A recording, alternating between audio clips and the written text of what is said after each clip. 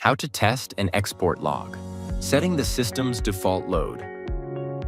Step 1. On the unit page, click the Set Load Value button. Step 2. The system will run a 5 minutes test. Scheduling your function test. Step 1. On the unit page, click the Scheduling button. Step 2. Click on the day of the week you want the function test to be performed. Step 3.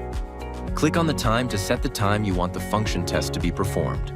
Step 4. Scroll to your chosen hour and minute. Step 5.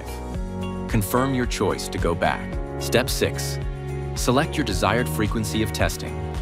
Step 7. Click on Save Changes to go back to the unit screen.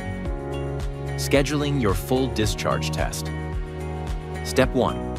Click on the date to select the day of the year you want your discharge test to be performed. Step 2. Scroll to your chosen month and day. Step 3. Confirm your choice to go back. Step 4. Click on the time to set the time you want the discharge test to be performed. Step 5. Scroll to your chosen hour and minute. Step 6. Confirm your choice to go back. Exporting the test log.